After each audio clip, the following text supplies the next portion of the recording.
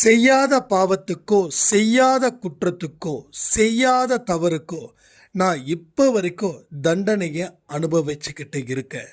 அதற்கு என்ன என்னோட வாழ்க்கையில் கடவுள் சொல்ல போறாருன்னு கடவுளுக்காக காத்துக்கிட்டு இருக்கிறவர்களுக்கு இந்த பதிவு.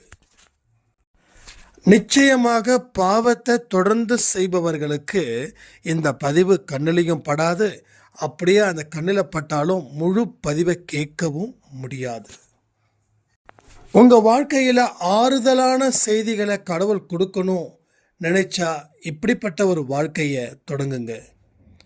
உங்கள் வாழ்க்கையில் கடவுள் வெற்றி என்ற மகா தீபத்தை ஏற்றி வைக்கணும் அப்படின்னு நினைச்சா இந்த முறையில் ஒரு வாழ்க்கையை வாழ முயற்சி பண்ணுங்க. போன ஜென்மத்தோட முடிவு இந்த ஜென்மத்தோட தொடக்கம் அப்படின்னா இந்த ஜென்மத்தோட முடிவு அடுத்த ஜென்மத்தின் தொடக்கம். சத்தியத்தையும் உண்மையும் ஏற்றுக்கொள்ளாதவர்கள் வாழ்க்கையில் துன்பத்தையும் பேர் இழப்புகளையும் சந்திக்க வேண்டிய அவசியம் வரும். வாழ்க்கையை நினைச்சு பயப்படுறவங்க நிச்சயமா இந்த பதிவை கேட்கும்போது ஒரு புதிய தைரியம் பிறக்கும். இந்த பதிவை கேட்டு முடிச்ச உடனே கடவுள்கிட்ட 5 நிமிடம் நீங்க முழு கவனத்தோட முழு நம்பிக்கையோட பிரார்த்தனை செய்தால் அடுத்த நல்ல காரியங்கள் பிறப்பதற்கு இது வாய்ப்பாக அமையும். வரலாறு மீண்டும் திரும்பும் உங்க பெயர் புகழ் பாடுவதற்கு. தாழ்ந்த இடத்துல இருக்கிற உங்களை உயர்ந்த இடத்துக்கு அழைச்சிட்டு போகிறது சாயப்பாவோட விருப்பம். அது இந்த பதிவின் மூலமாக உங்களுக்கு நிச்சயமாக நிறைவேறும்.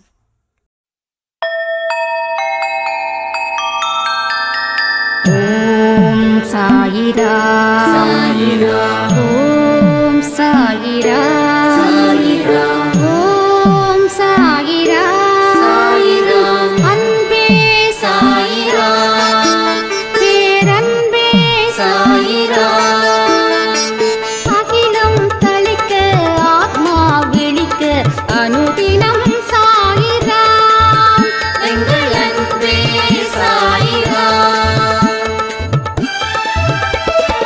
ஒன்றே இறைவன், ஒன்றே பூமிக்கென்றும் சாயிரா, சரணம் சாயிரா, நன்றே செய்து வாழ்வோம், நாம் ஒன்றே செய்து வாழ்வோம், அன்பே சாயிரா.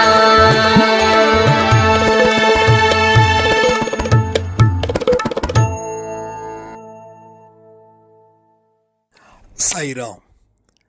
என் உயிரின் உயிரானவர்களே, இழந்ததை பற்றி நாம் நினச்சிக்கிட்டே இருந்தா சாயப்பாவை உங்களை கண்ணால் பார்க்க முடியாத ஒரு நிலை ஏற்படும். எல்லா மனுஷனுக்கும் வாழ்க்கையில் இன்பமும் இருக்கு, துன்பமும் இருக்கு. இது உங்களுக்கு தெரியும். அவ எல்லாத்தையும் கடந்து வந்து தான் இந்த உலகத்தில் வாழ முடியும் அப்படின்ற ஒரு தத்துவமும் உங்களுக்கு நல்லாவே தெரியும்.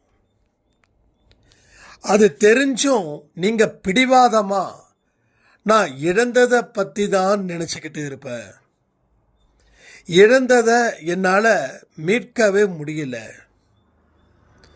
என் வாழ்க்கையில் எல்லாமே போயிடுச்சு, கடவுளும் என்னை காப்பாற்றல, போன வாழ்க்கை திரும்ப வருமா, நான் எவ்வளவு கஷ்டப்பட்டு கண்ணீர் விட்டுக்கிட்டு இருக்கிறேன், ஆனால் கடவுள் என்னை ஏன் இப்படி சோதிக்கிறாரு அப்படின்ற ஒரு விஷயம் எல்லா மனுஷங்க கிட்டேயும் பரவலாக இருக்குது. உண்மையை கண்டறிபவனே ஞானி. ஞானியாகக்கூடிய யோகியதை இங்கே எல்லா மனுஷனுக்கும் இருக்குது. ஏன்னா ஞானிக்கும் 6 அறிவு தான், மனுஷனுக்கும் 6 அறிவு தான். ஸோ மனிதன் தான் ஞானியாக மாறுறான். ஸோ பிறந்ததுல இருந்தே யாரும் ஞானி இல்லை. மனுஷன் தன்னுடைய ஒவ்வொரு சக்தியையும் அவன் செயல்படுத்திட்டான் அப்படின்னா அவன் ஞானியா மாறுறான்னு அர்த்தம். ஸோ இழந்ததையே நினச்சிக்கிட்டு இருக்கிறவன் கண்டிப்பாக மனிதனா இருப்பதற்கு கூட தகுதிகள் இல்லாதவன். இழந்ததை நீங்கள் நினச்சிங்கன்னா நீங்கள் வாழ்வதற்கு தகுதியை நீங்கள் இழந்துட்டீங்கன்னு அர்த்தம். நல்லா படித்தா பாஸ் ஆகிருக்கலாம், நல்லா படித்தா ஃபெயில் ஆகுறாங்க. ஸோ நல்லா படிக்கலை அப்படின்னும் போது நீங்கள் ஃபெயில் ஆகுறீங்க. நல்லா படித்தா பாஸ் ஆகிருக்கலாம் இல்லையா? அப்போது இது யாருடைய கையில் இருக்குதுன்னா அந்த மாணவனோட கையில் தான் இருக்குது. அவன் தேர்ச்சி பெறுகிறானா, தேர்ச்சி அடையவில்லையா? அதே போல தான் வாழ்க்கையில் வெற்றி அடைய முடியுமா, வெற்றி அடைய முடியாதான்றது ஒவ்வொரு மனிதனுடைய மனதிலும் இருக்கிறது. அப்போ அவன் தன்னுடைய தகுதியை இழந்து கடவுள்கிட்ட நிற்கும்போது கடவுள் அவனுக்கு ஆறுதலாக வேணா கொடுப்பாரே தவிர வெற்றியை கொடுக்க மாட்டார். கடவுள் 2 தருவாருங்க. ஒன்று, துன்பத்தை விட்டுருங்க, அது நம்ம கர்மாக்களால் வந்த வினை. கடவுள் 2 தருவார். ஒன்று, கடவுள்கிட்ட நீங்கள் முறையிட்டீங்கன்னா ஒரு ஆறுதல் கிடைக்கும். அது ஆறுதல் கொடுப்பார். கோயிலுக்கு போயிட்டு வந்தப்பா, இப்போ மனசு நிம்மதியாக இருக்குது, இப்போ எனக்கு எந்த பிரச்சனையும் இல்லை அப்படின்னு சொல்லி ஒரு ஆறுதலை அவர் கொடுப்பார். ஏன்னா நீங்கள் போயிட்டு வந்ததுக்கப்புறம் உங்கள் மனசில் ஒரு நிம்மதி இருக்கும். ஓகே, ஆனால் நிம்மதி மட்டும்தான் இருக்கும், ஆறுதல் மட்டும்தான் இருக்கும். ஆனால் வெற்றி வேண்டும் அப்படின்னா அதற்கும் அவர் என்ன சொல்கிறாரு, நீ இழந்ததை நினச்சி கவலைப்படாத, நான் கொடுக்க போகிறத நினச்சி சந்தோஷப்படு. அப்போ இழந்ததையே நினச்சிக்கிட்டு இருந்தால் உன் வாழ்க்கையில் நான் எப்படி உனக்கு ஒரு மிக பொக்கிஷமான ஒன்றை உன் கையில் கொடுக்க முடியும் அப்படின்னு. அப்போது அவர் உங்களுக்கு ஒரு ஆறுதலை கொடுக்கணுமா இல்லை வெற்றியை கொடுக்கணுமா? கமெண்ட் பண்ணுறீங்களா? கடவுள்கிட்ட நீங்கள் எதிர்பார்க்கறது நிம்மதியா இல்லை வெற்றியா? இந்த 2 தான். இது எது வேணுமோ அதை நீங்கள் இன்னைக்கு உறுதிப்படுத்துங்க. அப்போது வெற்றி தான் வேணும் அப்படின்னா இந்த பதிவை கேளுங்க. நிம்மதி வேணும்னா இந்த பதிவை நீங்கள் கேட்க வேண்டாம். ஆல்ரெடி நீங்கள் கேட்டது கடவுள் கொடுத்துட்டார். ஸோ இப்போ உங்களுக்கு வெற்றி வேண்டாம், நிம்மதி உங்களுக்கு போதும்னா சந்தோஷம், ரொம்ப சந்தோஷம். உங்கள் நேரத்தை அன்பே சாய்க்காக வீணடிக்க வேண்டாம். ஏன்னா நேரம் ரொம்ப ரொம்ப முக்கியமானது. இங்கே ஒரு வெற்றியை நோக்கி நாம் போகணும். வெற்றியை நோக்கி யாரெல்லாம் போகணும்னு நினைக்கிறீங்களோ அவங்களும் கமெண்ட் பண்ணுங்க. ஏன்னா தெரிஞ்சுக்கலாம்ல, நீங்கள் எந்த இடத்துல இருந்து எந்த இடத்துக்கு மூவ் பண்ண போகிறீங்கன்னு தெரிஞ்சுக்கலாம்ல. அப்போ வெற்றி ஒன்றே உங்களோட பிரதான நோக்கம் அப்படி என்றால் வாழ்க்கையில் தோல்விகள் கற்றுக் கொடுத்த பாடத்தை நல்லா படிக்கணும். உங்கள் வாழ்க்கையில் நடந்த விஷயத்தை நான் மறக்கக்கூடாதுன்னு சொல்ல மாட்டேன், ஏன்னா அதை மறக்க முடியாது. இன்றைக்கும் சொல்கிறேன், எது நம்மளால் செய்ய முடியுமோ அதை மட்டும்தான் நம்ம செய்யணும். ஸோ மறக்க முடியாது அப்போ நீங்களே சொல்லிட்டீங்களே, அப்போ மறக்க முடியலன்றதால தானே இவ்வளவு வலியையும் இவ்வளவு வேதனையையும் நான் இங்கே சம்பாதிச்சிட்ருக்கேன். அதாவது நம்ம வாழ்க்கையில் என்ன நடந்தாலும் சரி, இன்பமாக இருக்கட்டும் துன்பமாக இருக்கட்டும், வாழ்க்கையில் இந்த 2 விஷயங்களை பேஸ் பண்ணி தான் அத்தனை சம்பவங்களும் இங்கே நடக்குது. தெரியும்ல, இதில் யாருக்கும் கன்ஃபியூஷன் இல்லைல்ல, ரைட்? இதை பாயிண்ட் புரிஞ்சுக்கோங்க. செகண்ட் பாயிண்ட், இதில் கிடைக்கக்கூடிய அனுபவங்கள் தான் நம்ம வாழ்க்கையை கொண்டு போகுது. இதில் எந்த மாதிரியான அனுபவங்கள் கிடைக்குதோ அதை பொறுத்து தான் நீ வாழ்க்கையில் சந்தோஷமாக இருக்கிறியா இல்லை துக்கமாக இருக்கிறியா அப்படின்ற ஒரு புரிதலையும் அந்த அனுபவம் உங்களுக்கு ஏற்படுத்துது. இது புரிஞ்சுக்கணும், ரைட்? இதை நல்ல தெளிவாக புரிஞ்சுக்கணும். அப்போது எந்த சம்பவத்தையும் மாற்ற முடியாது, எந்த சம்பவத்தையும் மறக்கவும் முடியாது. நான் பொறுமையாக சொல்கிறேன், நல்லா தெரிஞ்சுக்கோங்க. எந்த சம்பவத்தையாவது மாற்ற முடியுமா? மாற்ற முடிந்த ஒருவரை காட்டுங்கள். எந்த சம்பவத்தையும் மறக்க முடியுமா? அப்படி யாராவது நான் மறந்துட்டேன், அப்படி ஒரு விஷயம் நடந்ததே எனக்கு தெரியல அப்படின்னு சொல்லவும் முடியாது. உண்மைக்கு எதிராக, இயற்கைக்கு எதிராக யார் போராடினாலும் அவங்க தோல்வியை மட்டும்தான் சந்திக்க வேண்டிய ஒரு நிலை வரும். இதை யாராலையும் மாற்ற முடியாது. மாற்ற முடியாததை நீங்கள் மாற்ற முடியும்னு சேலஞ்ச் பண்ணி உங்கள் நேரத்தையும் உங்களையும் நீங்கள் ஏன் அழிச்சிக்கிறீங்க? ஸோ இதை மாற்ற முடியாது. அதை மறந்தாதான் நான் வாழ முடியும் அப்படின்னா நீங்கள் வாழவே முடியாது. ஏன்னா அது மறக்க முடியாது. இது உண்மை.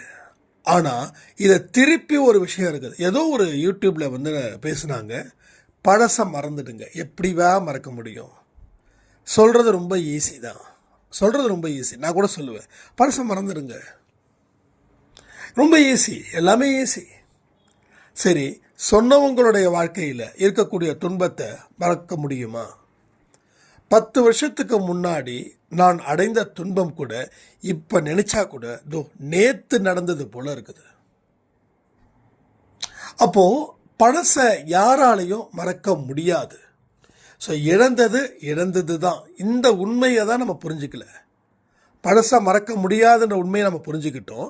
ஆனால் இழந்தது தான். இந்த உண்மையை நம்ம புரிஞ்சுக்கல. புத்தர் சொன்ன மாதிரி தான், வருவதை ஏற்றுக்கொள். நீ ஏற்றுக்கிற வரைக்கும் தான் உனக்கு பிரச்சனை. ஏற்றுக்கிட்டனா அதில் இருந்து வெளியில் வர வழிகளை கடவுள் 1000 வழிகளை கொடுப்பார். ஒரு வழி 2 வழி இல்லை. நீ ஏற்றுக்கலைன்னா கடவுள் எந்த வழியையும் கொடுக்க மாட்டார்.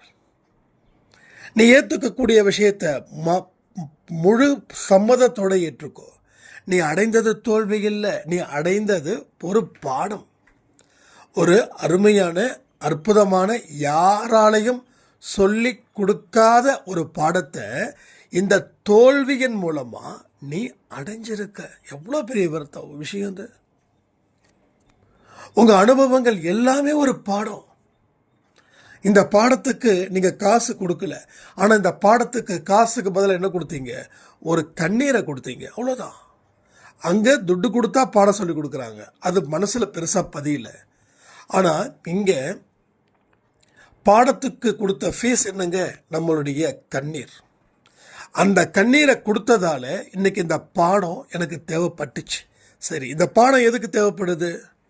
இந்த பாடம் இந்த ஜென்மத்தில் மட்டும் இல்லை, வரக்கூடிய ஜென்மத்திலையும் இந்த பாடம் உங்களுக்கு சிறந்த படிப்பினையை கொடுத்துக்கிட்டே இருக்கும். நம்ம நினைக்கிறோம் இந்த ஜென்மத்தில் எல்லாமே நடந்துடுச்சு, எல்லாமே முடிஞ்சிருச்சுன்னு. இல்லை, அடுத்த ஜென்மத்தோட தொடக்கமே இந்த ஜென்மத்தை வச்சு தான். இந்த ஜென்மத்தில் நீ கற்றுக்கிட்டது, அதனால் உன்னோட வாழ்க்கையை மாற்றத்தை ஏற்படுத்திக்கிட்டது, இது எல்லாமே அடுத்த ஜென்மத்திலையும் தொடரும். என்கிட்ட தனிப்பட்ட முறையில் ஒரு சாய்ராம் கேட்டாங்க, எப்படி உங்கள் வாழ்க்கையில் பாஸ்ட் லைஃப்பில் நடந்த விஷயத்தை மறந்து புதுசாக உங்களால் மேரேஜ் பண்ணி ஹாப்பியாக இருக்க முடியுது அப்படின்னு. இது அருமையான கேள்வி, அற்புதமான கேள்வி. ஏன்னா ஒன்ஸ் நடந்து முடிஞ்சதை நாம் மறுபடியும் அது வரும்னு நினச்சி வாழ்ந்தால் நமக்கும் பிரச்சனை, அது மற்றவங்களுக்கும் பிரச்சனை. கடவுள் ஏற்றுக்கொள்வதன்படி நீ வாழ். ஒரு பிரிவையும் ஒரு துக்கத்தையும் நான் அனுமதிச்சதால கடவுள் எனக்கு வேற ஒரு வழியை காட்டினார். அந்த வழியில் நான் செல்றதால எனக்கு ஒரு திருமணத்தை நிச்சயம் பண்ணி கொடுத்தார். அவ்வளோதான். ஆக நம்ம ரூட்டு சரியாக இருந்தால் எல்லாமே சரியாக இருக்கும். நம்ம ரூட்டு சரியில்லை அப்படின்னா ஆதியில இருந்து அந்த வரைக்கும் இருக்கக்கூடிய அத்தனையும் தவறாகவே போகும். இப்போ நான் இவ்வளோ தூரம் சொல்கிறேன், இது இந்த ஜென்மத்தில் நான் கற்றுக்கிட்டதானா? எனக்கு தெரியும். இந்த ஜென்மத்தில் நான் யார் எனக்கு சொல்லி கொடுத்தாங்க? ஒன்று சொல்லவா, இது வரைக்கும் ஒரு சொற்பொழிவை கூட நான் கேட்டதே இல்லை. இது வரைக்கும் சச்சரித்திரத்தை தவிர வேற எந்த புக்கையும் முழுசாக படித்ததும் இல்லை. படிக்கணும்னு ஆசை இருக்கும். நிறைய பேர் குரான் புக்கெல்லாம் நம்ம ஜெயமணி அம்மா கொடுத்தாங்க, பைபிள் இன்னொரு சாய்ராம் கொடுத்தாங்க, ஸோ நிறைய கொடுத்தாங்க. ஆனால் எதையுமே நான் முழுசாக படிக்கலை. அப்போ நான் படிக்காமல், சொற்பொழிவை கேட்காம நான் எப்படி இவ்வளவு விஷயத்தை பேச முடியுதுன்னா போன ஜென்மத்தோடைய முடிவு இந்த ஜென்மத்தோட தொடக்கம். அப்போ இந்த ஜென்மத்தோட முடிவு அடுத்த ஜென்மத்தோட தொடக்கம். ஸோ இப்படி தான் ஒரு செயினாக போயிட்டுருக்குது. இதில் எந்த இடத்துலையும் அந்த தொடர்பு விடாது. அந்த தொடர்பு இருந்துக்கிட்டே இருக்கும். அப்போது கற்றுக்க வேண்டிய எல்லா விஷயத்தையும் நீ முறையாக கற்றுக்கோ. ஏன்னா இந்த கற்றுக்கிட்ட ஒரு விஷயந்தான் உன்னோட அடுத்த நொடியை தீர்மானிக்குது. நீ கற்றுக்கிட்ட ஒரு விஷயந்தான் உன்னோட வாழ்க்கையில் வெற்றி அப்படின்ற தீபத்தை எரிய வைக்குது. நீ கற்றுக்கிட்ட ஒவ்வொன்று தான் உன்னோட மதிப்பையும் உன்னோட பெருமையையும் உன்னோட புகழையும் உயர்த்துது. நீ கற்றுக்கிட்ட ஒவ்வொன்று தான் உன்னுடைய கர்மாக்களில் இருக்கக்கூடிய பலத்தை குறைத்து உன்னுடைய வாழ்க்கை பலத்தை அதிகரிக்குது. அப்போது நடந்த விஷயத்தை நினச்சிக்கிட்டே இருந்தால் நீ பலகீனமாகிற. நடந்த விஷயத்தை மறக்க முடியாதுன்ற உணர்வு நிலையில் அதை பாடமாக எடுத்துக்கிட்டால் உன்னோட வாழ்க்கை உயர்வு நிலையை அடையுது. ஸோ நீ பலமான ஒரு மனுஷனாக நிற்கிற. 1000 எதிரிகள் உன்முன் வந்தாலும் நீ அவர்களை தான் வீழ்த்துறியே தவிர அவர்களால் உனக்கு எந்த ஒரு பிரச்சனையும் இல்லை. இதை அனுபவ ரீதியாக நான் ஃபீல் பண்ண உண்மைகள். அப்போ இந்த அனுபவம் எப்படி வந்தது? போன ஜென்மத்தில், அதுக்கு முந்தின ஜென்மத்தில் நான் நிறைய போராடி இருப்பேன். ஏன் போராடின? வாழ்க்கையை பயங்கரமாக விளையாடிட்டேன். வாழ்க்கையில் நான் நிறைய நடந்திருக்கும். ஸோ நிறைய பாவ விளையாட்டுகளை விளையாண்டுருப்பேன். சத்தியமாக விளையாண்டுருப்பேன். போன ஜென்மமோ அதுக்கு முந்தின ஜென்மமோ இல்லை அதுக்கு முந்தின ஜென்மமோ அந்த பாவத்தின் படி, அதில் பெற்ற துன்பத்தின் படி, அதில் அடைந்த ஞானத்தின் படி தான் இன்னைக்கு நான் இதெல்லாம் பேசிக்கிட்டு இருக்கேன். அப்போ எல்லாராலையும் பேச முடியுமா? இல்லை. எந்த மனுஷன் துன்பத்தோடைய உச்சியில் நின்று அந்த இடத்துல ஞானத்தை கற்றுக்கிறானோ அவனே ஞானி. அப்போ நான் ஞானியா அப்படின்னு கேட்டால், ஞானி ஆவதற்கு உண்டான வாய்ப்புகள் இங்கே நிறைய இருக்குதுன்னு அர்த்தம். எந்த ஒரு வெற்றியையும் நான் பெருசாக கொண்டாடுறதில்ல. அதே நேரத்தில் எந்த ஒரு தோல்வியையும் பெருசாக நான் பாதிக்க அடையிறதும் இல்லை. வெற்றியை பெருமையாக ஏற்றுக்கொண்டவன் தோல்வியை ஏற்றுக்க மாட்டான். ஸோ வாழ்க்கையில் எல்லாத்தையும் சரிசமமாக பார்க்கணுன்ற ஞானம் எனக்கு எப்படி வந்ததுன்னா, நான் அடைந்த துன்பத்தின் காரணமாக அந்த ஞானம் வந்தது. அதான் பைபிள் அந்த வார்த்தை, அழுகிறவர்கள் பாக்கியவான்கள். அந்த வார்த்தைக்கு பின்னாடி இருக்கக்கூடிய பொருள் அவங்கவுங்க அனுபவத்தின் படி ஏற்றுக்கிறாங்க. இப்போ அழுகிறவர்கள் பாக்கியவான்கள் சொன்னால் சில பேருக்கு கடும் கோபம் வருது. அழுகிறவன் எப்படிடா லக்கியானவனாக இருப்பான், அழுகிறவன் அன்லக்கியாக தானே இருப்பான். இது ஞானத்தை பெறாதவர்களுக்கு. கடவுளோட வார்த்தைகளை அப்படியே ஏற்றுக்கொள்பவர்களும் இருக்காங்க, சந்தேகமே இல்லாமல். ஓகேப்பா, அழுகிறவர்கள் பாக்கியவான்கள். ஆனால் எல்லா கடவுளுக்கும், கடவுள் சொல்லக்கூடிய வார்த்தைக்கும் பின்னாடி ஏகப்பட்ட ஊமைகள் இருக்குது. அதனோட பேக்ரவுண்ட் என்ன அப்படின்னு பார்த்தா, நீ கடவுளை அடையணும் அப்படின்னா நீ துன்பத்தில் இருந்தால் தான் நீ கடவுளே அடைவ. நீ நினச்சது எல்லாமே கிடைச்சிடுச்சு. இந்த காலையில் ஒரு பூரி ரோஸ்ட் சாப்பிடணும்னு நினச்சேன், உடனே வந்துடுச்சு. இதோ ஒரு அரை மணி நேரத்தில் ஒரு ஃபங்க்ஷனுக்கு போகணுன்னு போகிற, அங்கே உனக்கு அவ்வளவு மதிப்பு, அவ்வளவு மரியாதை, உன்னை சந்தோஷத்தில் உன்னை குளிர்விக்கிறாங்க. நீ யாரெல்லாம் பேசணும்னு நினைக்கிறோ அவங்கெல்லாம் உங்ககிட்ட பேசணும்னு தவறு இருக்காங்க. நீ என்ன நினைக்கிறியோ அது அடுத்த அரை மணி நேரத்தில் உன் வாழ்க்கையில் நடக்குது. இவன் கடவுளை தேடுவானா? இல்லை வாழ்க்கையில் துன்பத்தே வாழ்க்கையா, வேடிக்கையா, வாடிக்கையா அனுபவிக்கிறவன் கடவுளை தேடுவானா? யார் தேடுவா? இன்னைக்கு நம்ம எல்லாரும் கடவுளை தேடுறோம் அப்படின்னா கண்டிப்பாக சொல்கிறேன், அவரவர்களுக்கு ஏற்ற துன்பத்தின் படி கடவுளை தேடுறாங்க. ஒரு மனுஷனுக்கு அதிகமாக துன்பம் இருந்தால் அவன் அதிகமாக கடவுளை தேடுறான். ஒரு மனுஷனுக்கு நார்மலாக துன்பம் இருந்துச்சுன்னா அவன் கடவுளை நார்மலாக தேடுறான். ஸோ இவன் ஏன் உறுதியாக தேடுறான்னா இவனுக்கு அவ்வளவு பெரிய துன்பம். அப்போ இந்த கடவுளை அவன் தேடும்போது அவனுடைய ஞானமும் கடவுள்கிட்டேருந்து வருது. அப்போ தான் கடவுள் சொல்கிறத கேட்குறான். முதல்ல துன்பம் வருது, நல்லா புரிஞ்சுக்கோங்க. முதல்ல பெரிய துன்பம். இந்த துன்பத்தில் இருந்து மீளணும்னா எந்த ஒரு மனுஷனாலையும் தனக்கு உதவி பண்ண முடியாது, தன்னாலேயே உதவி செய்ய முடியாது அப்படின்ற ஒரு நிலை வரும்போது அவன் கடவுளை அடைகிறான். அவன் எந்த கடவுளை அடைகிறானோ அந்த கடவுள் சொல்லக்கூடிய வார்த்தைகளை அவன் கேட்குறான். அந்த வார்த்தைகளை அவன் கேட்டு அதே வந்து அவன் வாழ்க்கையாக மாற்றிக்கிறான்.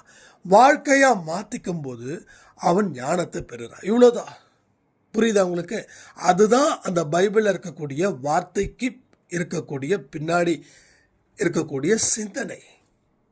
அப்போ அழுகிறவள் பாக்கியவான், எனக்கு கோபமாக என்னடா அது பைத்தியகாரத்தனமாக இருக்குது, அழுகிறவள் பாக்கியவான் எப்படி ஜீசஸ் சொல்ல முடியும் அப்படின்னு. அப்போ தான் யோசிக்கும் போது ஓஹோ இதானா. அப்போது ஜீசஸை தேடும்போது பைபிளை தேடுறோம், பைபிளை தேடும்போது வார்த்தைகளை கவனிக்கிறோம், வார்த்தைகளை கவனிக்கும் போது அதை வாழ்க்கையாக மாற்றுறோம்.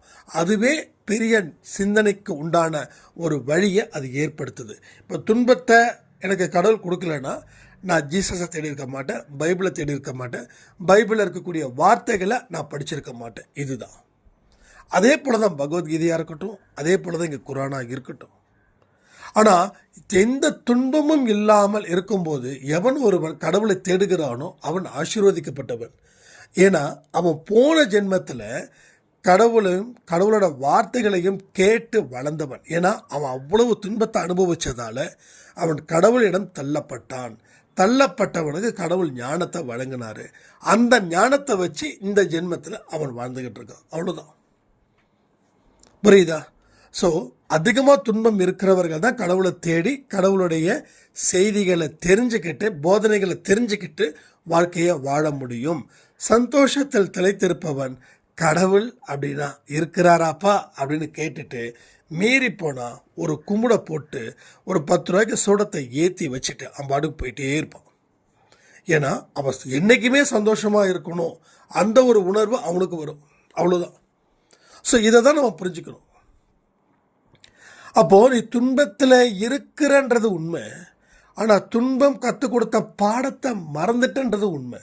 அப்போ அந்த துன்பம் கற்றுக் கொடுத்த பாடத்தை நீ நல்லா படித்தாவே உனக்கு மறுபடியும் அந்த மாதிரியான துன்பத்தில் நீ மாட்ட. திரும்ப ஒரே துன்பத்தில் நீ மாற்ற அப்படின்னா நீ படிச்சிருப்ப பாடத்தை, ஆனால் அது தப்பாக படிச்சிருப்ப.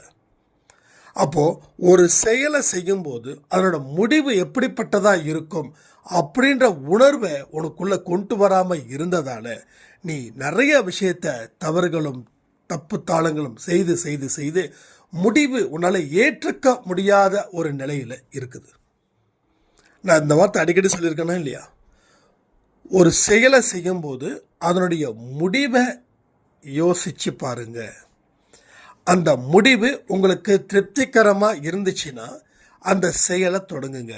அந்த முடிவு திருப்திகரமாக இல்லைன்னா அந்த செயலை செய்கிறத நிறுத்திடுங்கன்னு நம்ம சொல்லியிருக்கோம். அப்போ நாம் சொன்னதை எல்லா புக்கில் படித்ததும் இல்லை ஞானத்தை அடைஞ்சோம். இன்றைக்கி தினமலரில் பார்க்குற நபிகள் நாயகத்துடைய குவைட்ஸ் இதில் வந்து இப்படி சொல்லியிருக்காங்க. ஸோ ஒரு செயலை செய்யும்போது அதோட முடிவை எண்ணிப்பார். எனக்கு அதை கேட்கும்போதே அவ்வளோ சந்தோஷமாக இருந்தது. ஆஹா, எப்படி இதெல்லாம் நமக்கு கிடைக்குதுன்னா நம்ம போன ஜென்மத்தில் கடவுள் கற்றுக் கொடுத்த பாடம். அப்போ இந்த ஜென்மத்திலையும் நீங்கள் படிக்கிறீங்க, நல்லா படிக்கிறீங்க. ஆனால் அதை படிக்கிறத நீங்கள் செயல்படுத்தினாதான் அந்த பாடம் உங்களுக்கு 100% பலன் அளிக்கும். சரியா? அப்போ நீங்கள் செய்ய வேண்டிய விஷயங்களை முழு மனதோடு செய்யணும், அறகுறையாக செய்யக்கூடாது. அதாவது யாருமே செய்யாத ஒரு விஷயத்தை நீங்கள் செய்யும்போது சந்தோஷம், ஆனால் அதை இன்னமும் முழு கவனத்தோட முழு பலத்தோட அதை செய்யும்போது நம்ம வாழ்க்கைக்கு தேவையான அத்தனை நல்ல விஷயங்களும் அது நடக்கும். நீங்கள் என்ன நினச்சி செய்கிறீங்களோ அது 100% பலன் தரணும் அப்படின்னா நீங்கள் செய்ய வேண்டிய வழிமுறைகள் ஒன்று தான். முழு கவனத்துடன் செயல்படுத்துங்க. உங்களை நீங்கள் ஒரு வாட்ச்மேன் போல் பாதுகாத்துக்கிட்டே இருங்க. ஒரு செக்யூரிட்டி எப்படி ஒரு பெரிய அவனுடைய முதலாளியை பார்த்துப்பானோ அதே போல் நீங்கள் உங்களை பார்த்துக்கோங்க. நீங்கள் மிகப்பெரிய பொக்கிஷம். நீங்கள்ன்றது உடலை தாண்டி மனது. உங்கள் மனது எந்தெந்த விஷயத்தில் எல்லாத்தையும் ஒரு சந்தேகத்தை ஏற்படுத்துதோ அந்த சந்தேகத்தை நிவர்த்தி செய்து விட்டாலே போதும், வாழ்க்கையில் குழப்பங்கள் தீர்ந்துடும். ஸோ வாழ்க்கையில் குழப்பங்கள் தீர்ந்தாவே போதும், வாழ்க்கையில் வெற்றி அப்படின்ற தீபத்தை நம்ம ஏற்றிடலாம், யாருடைய தயவும் இல்லாமல். எதையெல்லாம் ஆரம்பத்திலேயே நாம் முறியடிக்கிறோமோ நமக்கு தேவை இல்லாததை, அது உங்கள் வாழ்க்கையில் இன்னமும் பலத்தை கொடுக்கக்கூடியதாக இருக்கும். எதையெல்லாம் நம்ம ஆசாபாசத்துக்கு முறியடிக்காமல் அதை வளர விடுறோமோ அதுவே பேராபத்தை சந்திக்க வேண்டிய நிலையையும் அது உங்களுக்கு கொடுத்துடும். ஸோ அதான் வாழ்க்கையில் கவனமாக இருக்கணும். நீங்கள் கவனமாக இருந்தாவே வாழ்க்கையில் பயப்பட வேண்டிய அவசியமே இல்லை. நீங்கள் கவனம் இல்லாமல் இருக்கக்கூடிய இடத்துல தான் நீங்கள் கொஞ்சம் பயப்படணும். இப்போ வரைக்கும் சரி, நான் ஒரு விஷயம் சொல்கிறேன், கேட்டுக்கோங்க.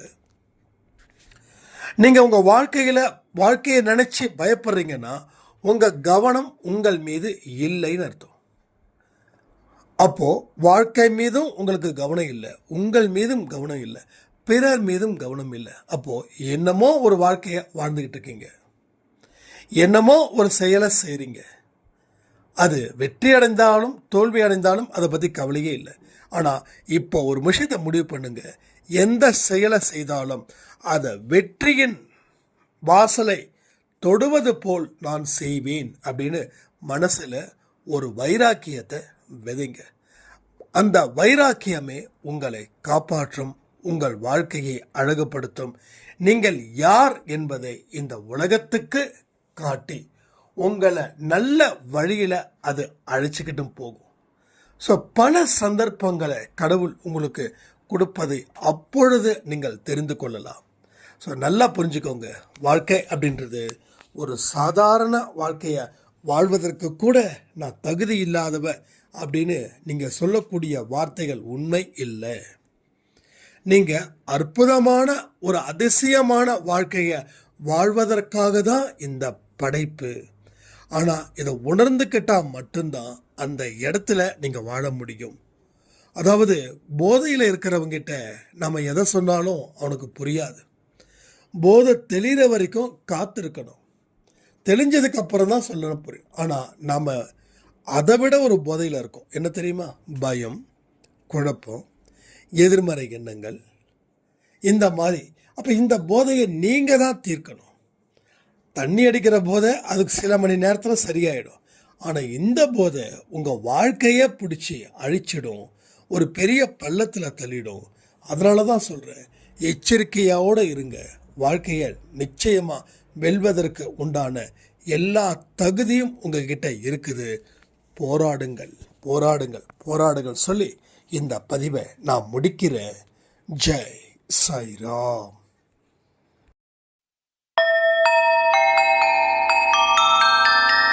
ஓம் சாயிரா. சாயிரா.